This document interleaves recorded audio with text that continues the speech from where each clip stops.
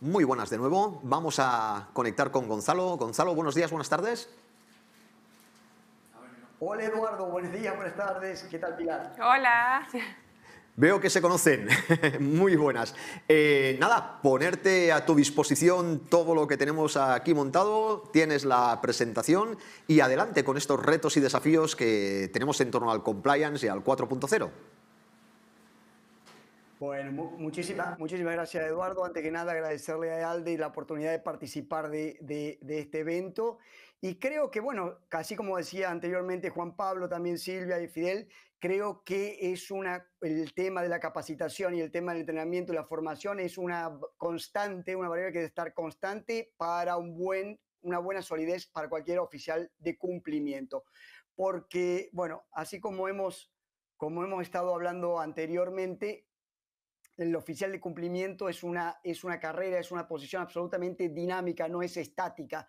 Si nosotros nos remontamos prácticamente a la primera legislación internacional, internacional en el sentido que tuvo una exponencia, tuvo una exposición internacional en materia de presentación de informes relacionados que hoy los llamamos reporte de operación sospechosa o reporte de operaciones o transacciones en efectivo, fue la ley del secreto bancario de Estados Unidos, allá cuando en 1970 se promulga la ley y obliga a los bancos, que luego fueron todas las instituciones financieras, a presentar cualquier tipo de reportes por cualquier tipo de transacción por efectivo superior a $10.000, ya sea depositando o sacando dinero del banco. Luego esto se extendió a nivel internacional, luego esto se extendió de la mano del GAFI, del Grupo de Acción Financiera Internacionales, a todos los países. Luego vino el reporte de operaciones sospechosas, son todas aquellas transacciones que son o todas aquellas operaciones que no pueden ser justificadas y el sujeto obligado o el banco en su momento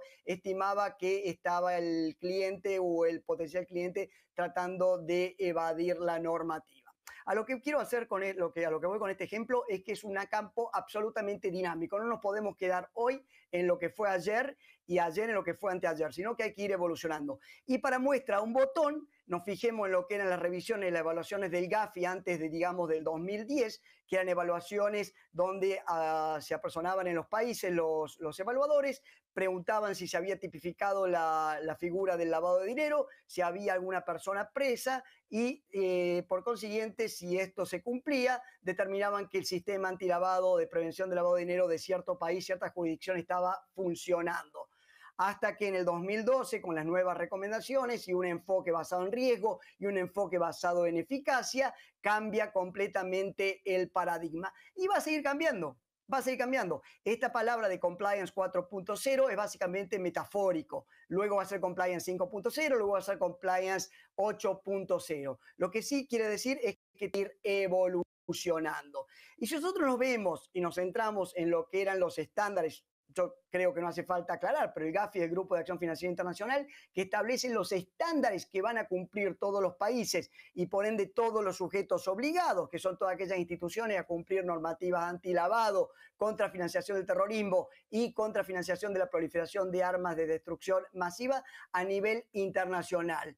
Luego fueron o se han ido incorporando unos nuevos desafíos que ya cubren no solamente al tema del lavado, sino que ya cubren al tema del compliance, por ejemplo, en ciberseguridad, en ciberdelitos, con nuevas herramientas, con nuevos elementos que han ido apareciendo. Entre otras, solamente para nombrar algunas, las monedas virtuales, entre otras políticas de ciberseguridad o ciberprotección, entre otros los desafíos en tecnologías que están apareciendo con nuevos jugadores en la campo, como por ejemplo la fintech, como por ejemplo la regtech, como por ejemplo los stablecoins. Es decir, es un campo, es un área en el que hay que estar constantemente actualizando. Estos son solamente algunas muestras de las guías, de las orientaciones que ha publicado el GAFI en los últimos 12, 16 meses. Guías orientadas a la prevención del lavado de dinero a través de activos virtuales y los llamados VASP, que son las compañías que se dedican a administrar y gestionar activos virtuales. El peligro y la necesidad de controlar lo que son los stablecoins o las monedas estables son aquellas monedas virtuales que están respaldadas o que están colateralizadas, garantizadas por otro activo, que puede ser otra moneda, el dólar, el euro, o puede ser otro tipo de activo, como puede ser un commodity, puede ser trigo, puede ser algún otro tipo de activos. También el tema de entender la vulnerabilidad o el riesgo de las nuevas tecnologías para identificación digital, ya que muchos de los procesos hoy en día o de onboarding son digitales y mucho más a raíz de la pandemia, una tendencia que no nace con la pandemia, pero obviamente crece exponencialmente luego de la pandemia. Como ustedes pueden ver, el tema de la evolución del compliance ha crecido exponencialmente y ya ese oficial de cumplimiento, ese departamento de cumplimiento, esos profesionales encargados de cumplir las obligaciones normativas y velar por los intereses de las compañías, ya no es solamente el cumplimiento de esa legislación, de esa ley en tal país, sino que ahora abarca un amplísimo campo, por lo que su enfoque debe ser completamente, por decirlo de alguna manera, holístico, integral, y ya, como decía Juan Pablo anteriormente, apuntar y ver también cómo pueden maximizar las herramientas antilavado para combatir o para cumplir también con normativa anticorrupción, con normativa de seguridad de datos, de protección de datos personales, con materia de ciberseguridad, fraude, etcétera, etcétera. Es un campo muchísimo más amplio en todo sentido hoy en día para el oficial de cumplimiento. Y allí es donde deben capacitarse. Y no hablo de capacitación técnica porque posiblemente el oficial de cumplimiento no sepa cuál es la tecnología subyacente para la elaboración o la producción de monedas virtuales, pero sí debe entender de riesgo, sí debe entender cuáles son las vulnerabilidades dentro de esta realidad. Y vemos que algunas de las vulnerabilidades de algunos de los casos son tipologías viejas, son casos viejos utilizando modelos o tecnologías nuevas, y otros son absolutamente novedosas. Acá les traje 3 ejemplos nomás en el desafío que hoy en día el oficial de cumplimiento tiene que hacer frente. Por ejemplo, uno es el ransomware. El ransomware es aquel acto, aquella tipología por parte de la delincuencia de capturar, congelar información, datos, redes informáticas de alguna compañía, y a cambio del pago de este rescate, a cambio del pago de una recompensa, ellos liberan esta información, estos datos, estas redes, estos sistemas de estas compañías, que ha crecido exponencialmente en los últimos años, sobre todo en los últimos 2-3 años. Y el pago se realiza por lo general a través de criptomonedas, por lo que está en el centro de la escena, en el centro de análisis de las organizaciones supranacionales como el Gafi y de muchas organizaciones nacionales. En Estados Unidos es un gran problema y un gran cabeza. Y en otro caso, por ejemplo, las mulas de dinero, son estas personas que son utilizadas por la delincuencia o cuyas cuentas financieras, cuentas bancarias son utilizadas por la delincuencia para mover dinero. Anteriormente eran abusadas las cuentas físicas, las cuentas tradicionales de estas personas. Hoy en día son abusadas las cuentas digitales o los instrumentos digitales con los que cuentan estas personas. Algunos de ellos en forma inadvertida y algunos de ellos participan como cómplices de la delincuencia. Y el caso también del Business Email Compromise, o también se llama ardid del CEO, ardid del presidente, donde a través de ataques phishing, a través de una ingeniería social muy rebuscada, muy sofisticada, se obtiene información muy precisa sobre pagos, por ejemplo, de compañías a proveedores, agentes, terceros, y se le obliga o se le pide el cambio de estos pagos habituales, semanales, mensuales, trimestrales, por única vez o por un breve periodo de tiempo, hasta que obviamente el proveedor original se da cuenta de que no ha recibido el pago. Todos estos ataques vienen de la mano del crecimiento muy grande de estas nuevas tecnologías con las que estamos lidiando. Les comenté que el tema de identidad está en el centro de la escena y viene de la mano también de una figurita muy, muy, muy activa hoy en día, no solamente del Gafi, sino también en muchos países, que es el beneficiario final. El beneficiario final es aquella persona natural, aquella persona física última, dueño o controlador de una persona jurídica, de una compañía, de una persona moral, como se le dice en México. Y básicamente es un problema, un dolor de cabeza muy grande para la mayoría de las organizaciones porque no existe una base de datos a donde apuntar y buscar la información del UBO. Entonces tienen que basar su investigación, su debida diligencia en los datos y en la información que está disponible para ellos allí afuera. De todas maneras, es un tema que está en el tapete, pero a eso le añadimos el tema de identidad que ha crecido con esta nueva virtualidad o esta nueva realidad virtual, donde, comentaba anteriormente, el GAFI ha puesto el ojo, ha puesto la investigación en tratar de crear un estándar internacional para determinar los elementos que se necesitan para un onboarding digital, un onboarding a la distancia. Vemos que una de las mejores herramientas que tiene una organización hoy en día para poder conocer al cliente, que es uno de los pilares de un programa de cumplimiento, es la entrevista cara a cara, la entrevista face to face. Bueno, a raíz de esta virtualidad, esa entrevista se ha desvirtuado, esa entrevista ha desaparecido. Entonces, bueno, definitivamente tiene que haber un onboarding de identidad digital a la distancia, donde los procesos de biometría, donde los procesos de reconocimiento facial, donde los procesos de entrevista deben ser sólidos. Y se le suma a los enormes desafíos que tiene la oficial de cumplimiento y las operaciones o la política de cumplimiento. Y fíjense, así como yo decía, en delito financiero podemos decir que el delito financiero está compuesto por 4 patas, 4 columnas, siendo el lavado de dinero, sin lugar a duda, la columna vertebral, y no solamente un delito económico, sino la propia economía del delito, por donde va a pasar el dinero del delito financiero.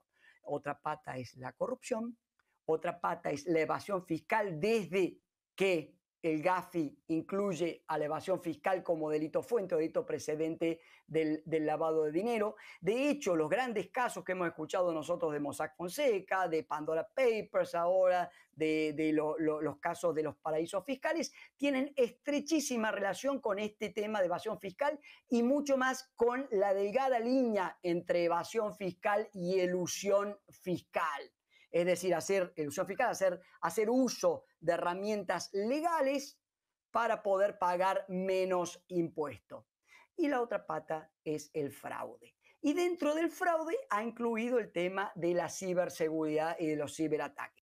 Qué curioso que organizaciones o agencias como por ejemplo FinCEN es la unidad de información financiera, la unidad de análisis financiero de Estados Unidos, que obliga a sus sujetos obligados, es decir, a todo el universo de bancos, instituciones financieras, MSBs, negocios de servicios monetarios, casinos, aseguradoras, a presentar dentro de los ROS, de los reportes de operación sospechosa, toda aquella información que tenga relación con de filtración de datos, violación de datos o intento de violación de datos. Porque esa información forma parte o va a formar parte dentro del análisis de FinCEN para ver cuándo existen ciberataques.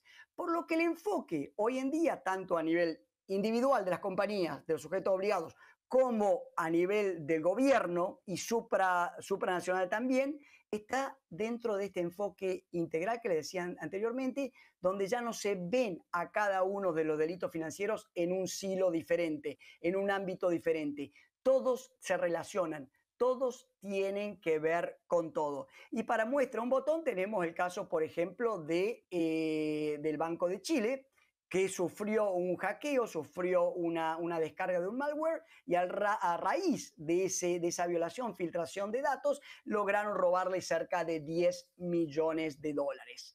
Y sigue evolucionando el compliance, siguen evolucionando las metodologías, las tipologías, y así como OFAC. OFAC es una oficina del Departamento del Tesoro de Estados Unidos que básicamente les indica a personas estadounidenses, naturales y jurídicas, les indica entidades, personas, países, compañías con las que no pueden tener relaciones.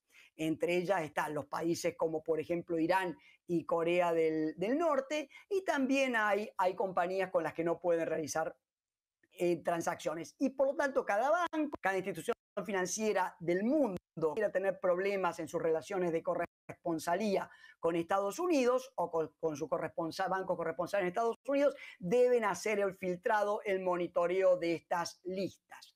Bueno, OFAC ha comenzado a partir de hace unos años a incluir dentro de estas listas a direcciones de monedas virtuales, a de billeteras electrónicas que de alguna manera estuvieron participando en actividades delictivas. En este caso, el ejemplo que yo les traje, primera vez que incluyó a monedas virtuales, incluyó a 2 direcciones de Bitcoin por parte de 2 ciudadanos iraníes que habían utilizado estos monederos, estas billeteras, para cobrar dinero producto de ransomware, de esta tipología que yo les indicaba anteriormente.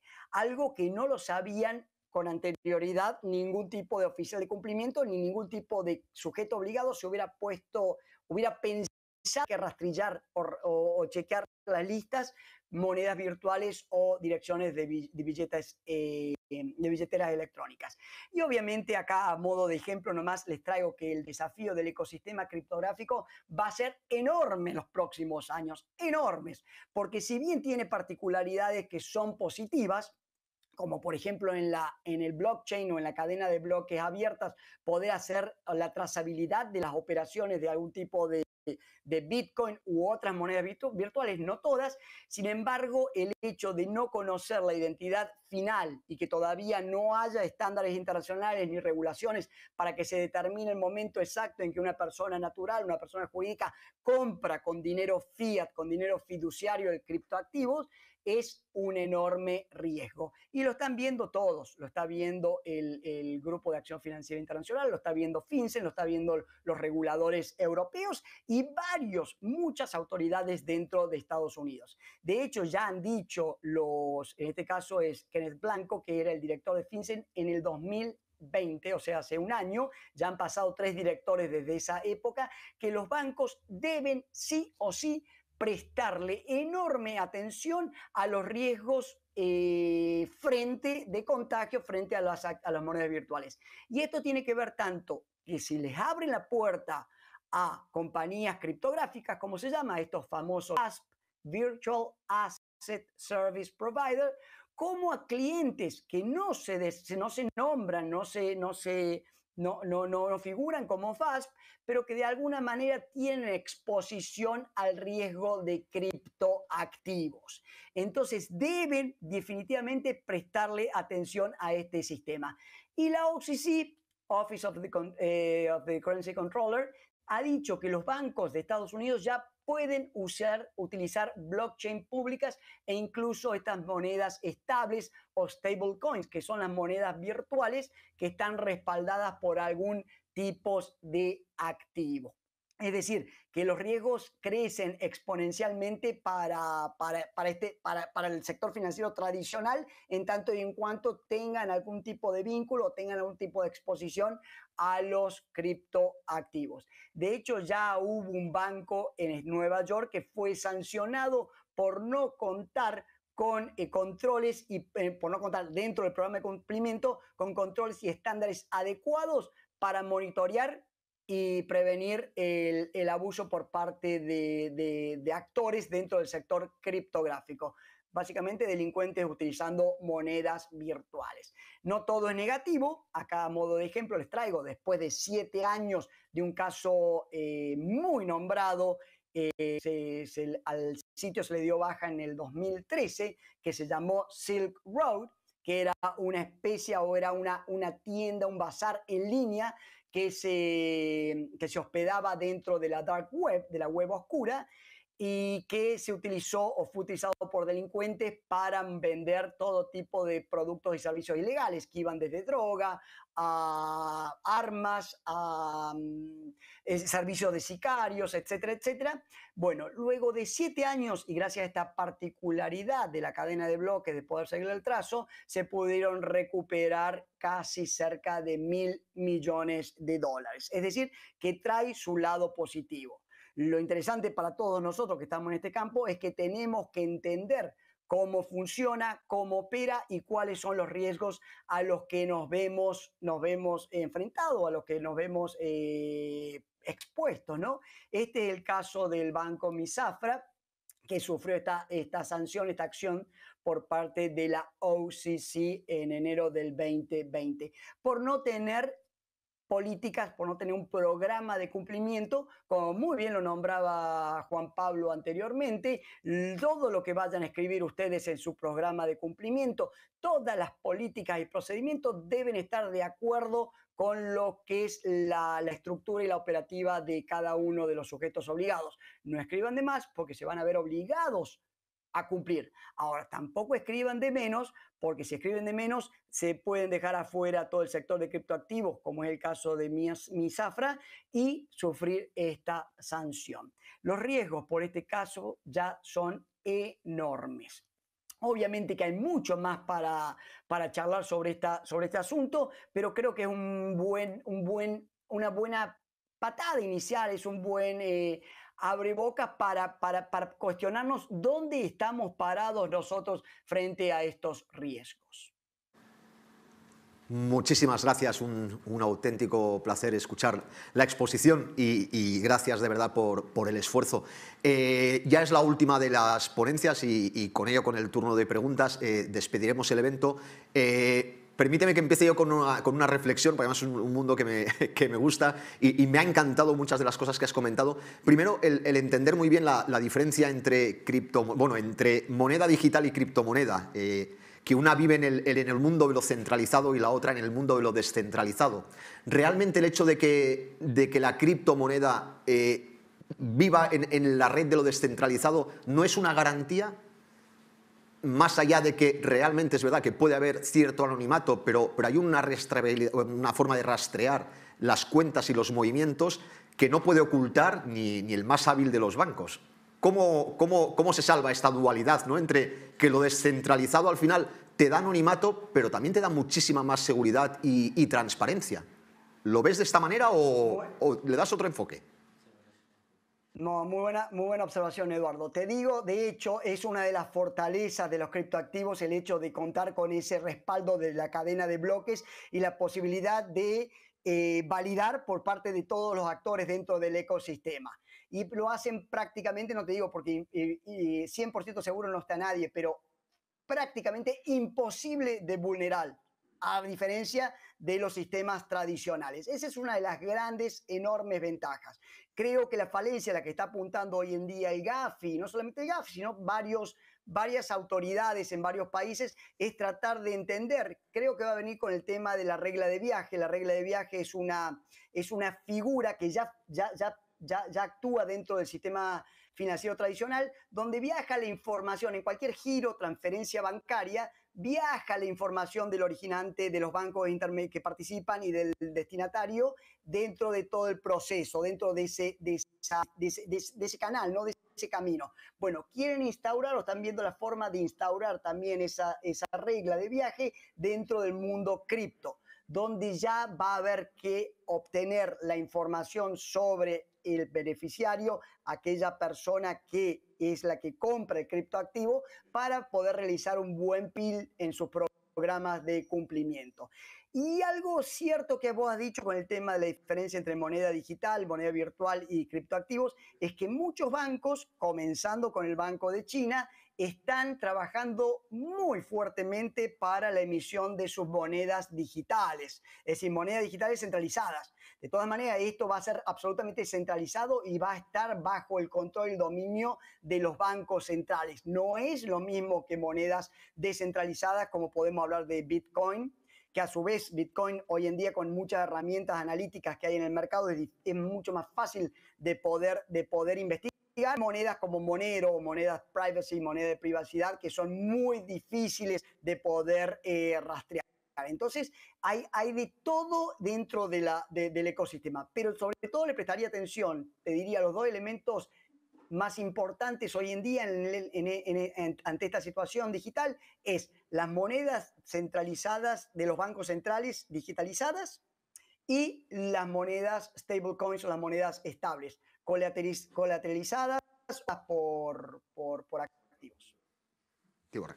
Muchísimas gracias. Y ahora sí que le cedo la palabra a Pilar para que te haga alguna de las consultas que tenemos pendientes de los asistentes. Súper interesante, Gonzalo. La verdad es que el tema de criptomonedas es algo que hay que estudiar muchísimo y como profesional en compliance eso lo tengo muy claro y me genera la inquietud porque la realidad es que las criptodivisas, o sea, es una realidad que ya existe con la cual tenemos que lidiar y desde la perspectiva de una organización que cuenta con un programa de compliance y teniendo en cuenta las características tan especiales de las criptomonedas, ¿qué medidas preventivas o controles recomiendas a una organización que tenga que interactuar con el sector de criptomonedas o con las criptomonedas como tal?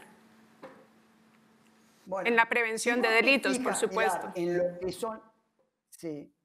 Si vos te fijas en lo que son las guías por parte del GAFI con las monedas virtuales y todos los actores dentro del ecosistema, vas a ver que muchas de las recomendaciones, no todas, pero muchas de las recomendaciones son mejores prácticas que nosotros ya venimos implementando dentro del sistema tradicional.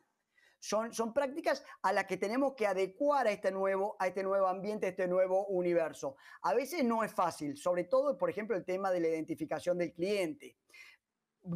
Yo lo que veo es que los gobiernos y las regulatorias están buscando que los grandes actores, sobre todo aquellas billeteras, aquellos VASP, que son importantes actores dentro de este ecosistema, tengan controles y tengan defensas en orden para poder cumplir. Y que luego ir eliminando aquellos actores, te diría, de los arrabales que pueden propiciar que se escondan los delincuentes. De todas maneras, bueno, uno es conocer o tratar de conocer con quiénes estás operando vos. Es fundamental. Entonces siempre vamos a tener, incluso para el mundo de los criptoactivos, ese enfoque basado en riesgo. Si tenemos hoy en día un VASP que viene de Rusia y que opera en formato peer-to-peer, que se llama entre pares, y que además hemos podido determinar en un proceso de debida diligencia que hay mixers, que son mezcladores en el medio, definitivamente va a ser algo de altísimo riesgo y si no lo podemos manejar o administrar ese riesgo, definitivamente lo vamos a tener que descartar. Ahora, si yo soy un banco en Costa Rica, como eres tú, y opero con Binance de Nueva York, más allá de que el riesgo cero no existe, pero de todas maneras yo puedo bajar mucho más la guardia. Binance está registrado como un MSB en Estados Unidos y por lo tanto debe cumplir con la regulación normativa y la ley patriota y la de BSA de Estados Unidos. Entonces ese enfoque basado en riesgo también debe estar. Dicho esto es un mundo nuevo, es un mundo con mucha tecnología, entonces también es interesante o es importante adentrarse a tratar de entender cuánto es la exposición mía a ese nuevo riesgo tecnológico. Perfecto, clarísimo. Muchísimas gracias y lamentablemente lo tenemos que dejar aquí porque estaría hablando horas sobre el tema y haciendo preguntas al respecto. Agradecerte de verdad la ponencia, la presentación y tus explicaciones finales y con esto ya, bueno, de entrada despedirte hasta otra ocasión y nos veremos seguro en otras ponencias, en otros eventos o en alguna que otra webinar específica sobre el 4.0 y el compliance. Y dicho esto, pasamos ya... Igualmente, un gusto grande. Gracias, un abrazo. Comentaba, dicho esto, ya pasamos al cierre del evento. Han sido ya unas cuantas horas que llevamos aquí desde el panel y las 4 ponencias.